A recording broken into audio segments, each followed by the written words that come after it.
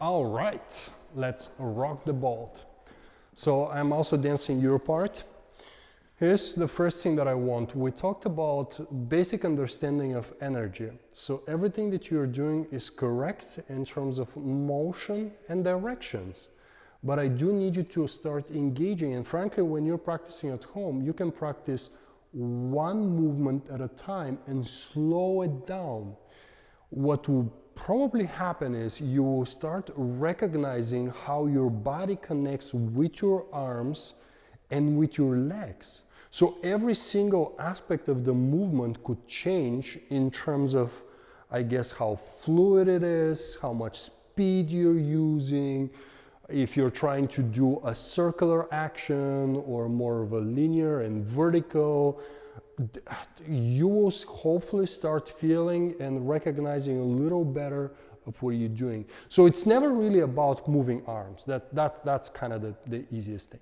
Now from here on, after you turn, I do need you to connect first and then express. Da, da, da, da, da. So it's always connect first and then finish with the expression prior to moving. Lastly, when you're turning, you tend to finish with the head down, but here's what I would do.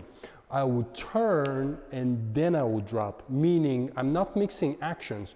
I'm going da da da da da da da, I turn and then I drop.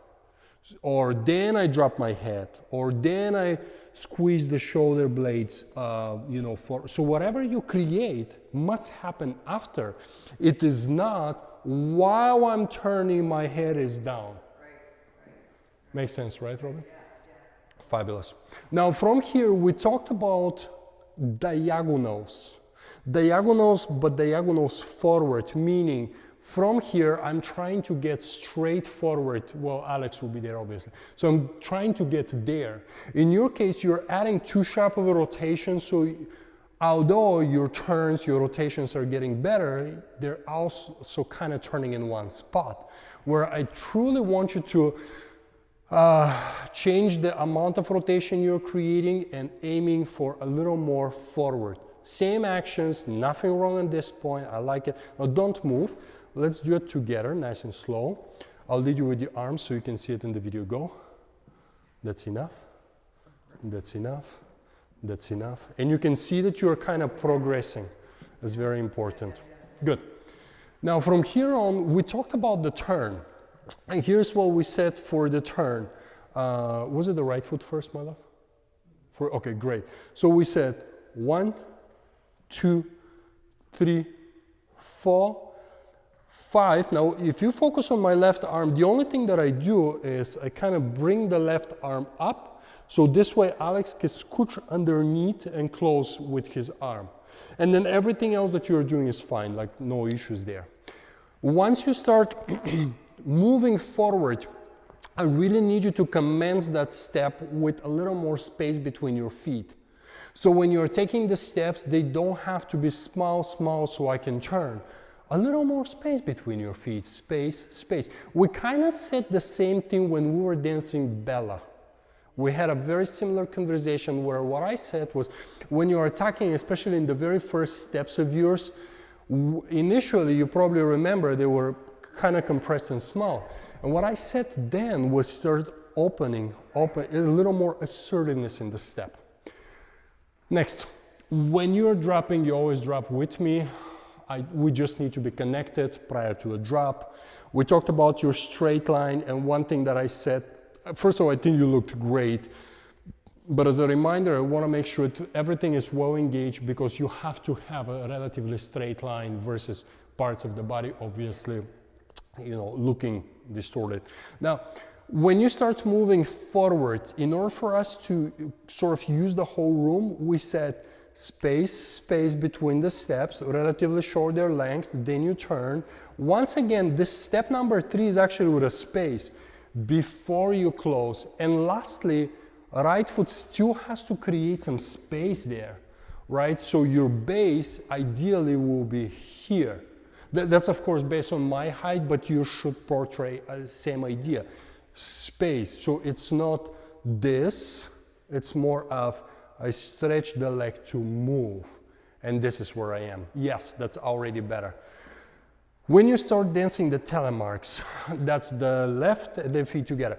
First thing first, we talked about the head. No compromises here. Head needs to be basically just normal posture. That's what we're asking for. Head should not be back weighted, but it should look straight up and right where you're going. From here, I need you to take a normal side step with the left foot, close your feet. And what's important is that you add a little bit of cushion between your knees. So this way, the left foot is ready to move again.